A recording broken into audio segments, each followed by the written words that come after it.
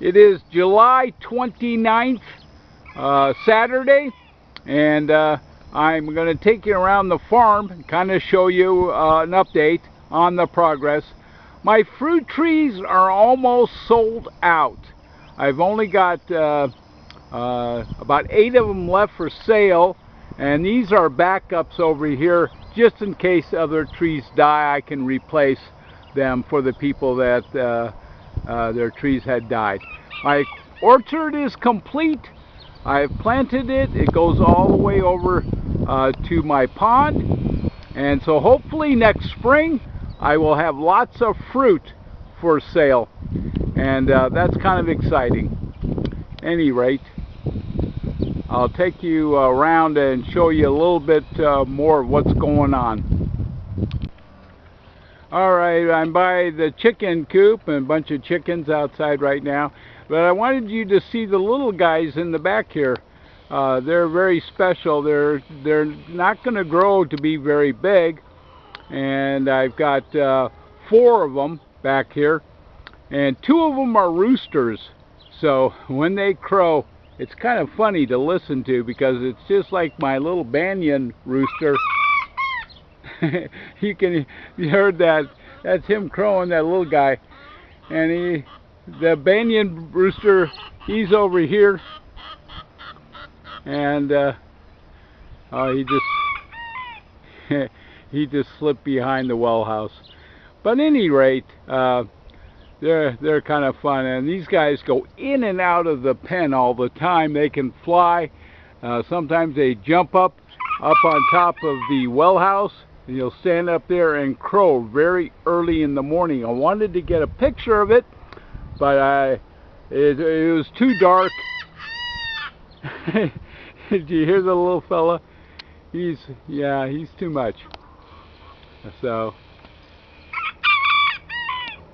that's my roosters, big tough roosters, going to protect these giant hens. Any rate, that's it for right now. These are 2 piles. One pile of dirt is compost and sand. The other pile where my tractor is up against is tree mulch. And I get this stuff in all the time, and I've been mulching all my trees, and soon I will mulch all the areas around my raised beds. They all have rock on them, and they grow a lot of weeds, and I've been killing the weeds with vinegar and soap, which is starting to work. I tried it yesterday, and a lot of them have turned brown and are dying today. So it works. I bought a lot more vinegar and soap, and I'm going to go around and spray today even more.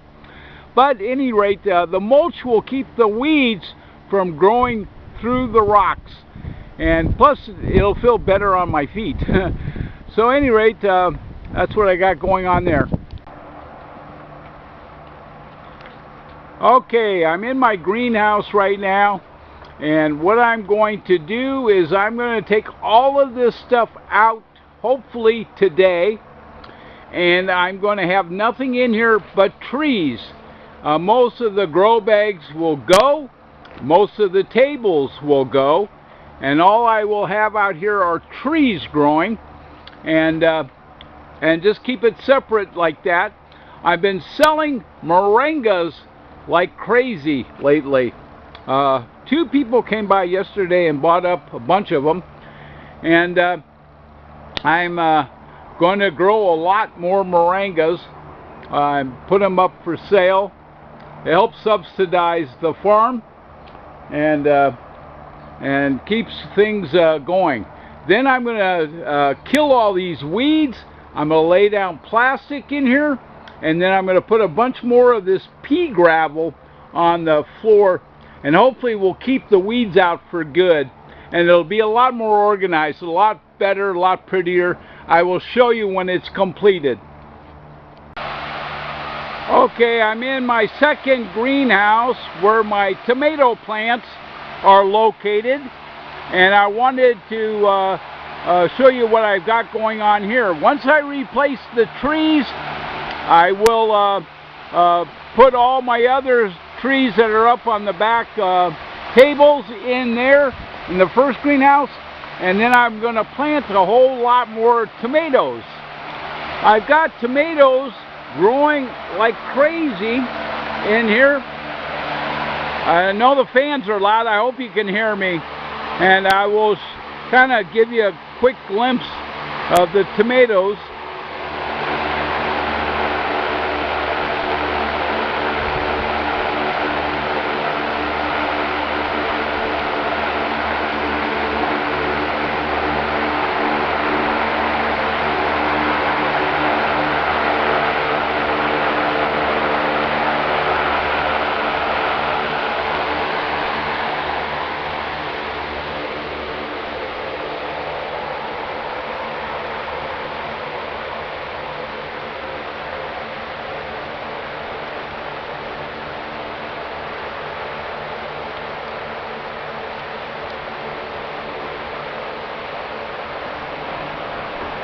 And a lot of these tomatoes you can't see, they're kind of hidden.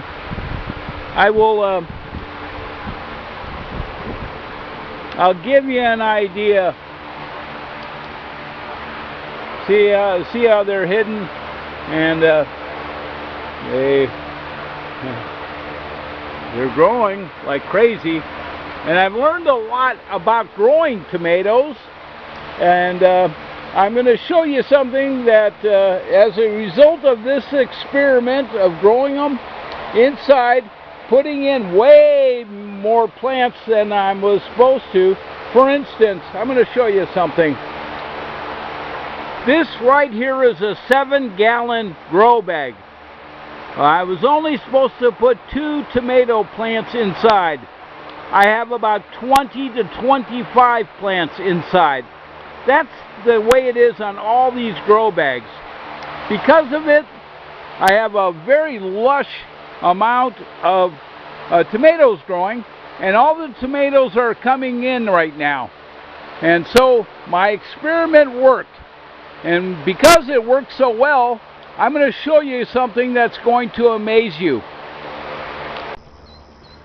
Alright, I'm out by the raised beds, and these raised beds in front of me are soybeans.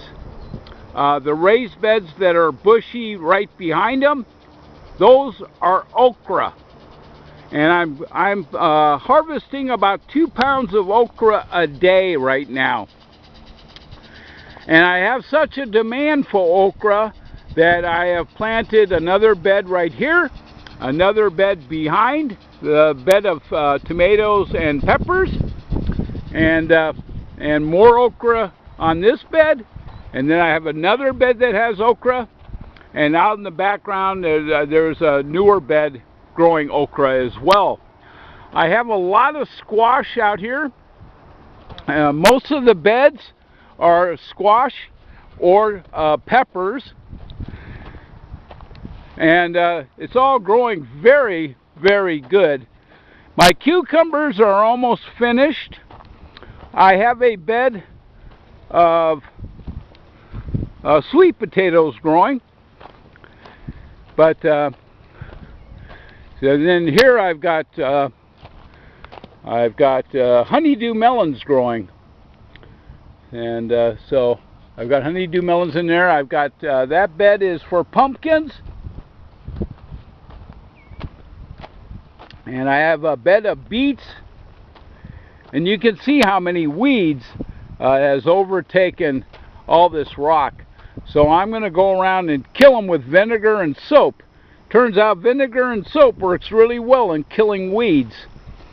And all my squashes are growing good. That's horseradish and turmeric. This are squashes. All these beds around me are squashes. Lots of butternuts. This is a yellowneck squash. I'm growing more okra here. Over here is melons, honeydews, and watermelons. Now I want to show you something I just put this together the other day with my tractor, and I have a large amount of mulch on the bottom, and I put compost on the top. I put 16,000 tomato seeds in it, and I only covered half of it. So I already ordered 10,000 more, and I'm going to plant those seeds as well. So I will have 26,000 potential tomato plants that will come up here soon. And I have other beds planted with tomatoes as well. These are beefsteak tomatoes. They're the largest. They can grow as much as a pound, pound and a half per tomato. And so if I have 20,000 plants and all they produce is an average of 2 pounds a piece, do the math. It's some serious money.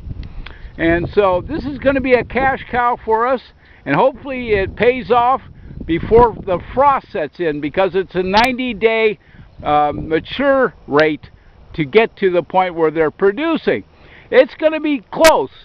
So at the end of October they should be producing, but I hope we don't get an early freeze. I hope I have time to grow lots of tomatoes and get them to people who want to buy them. We already have lots of buyers.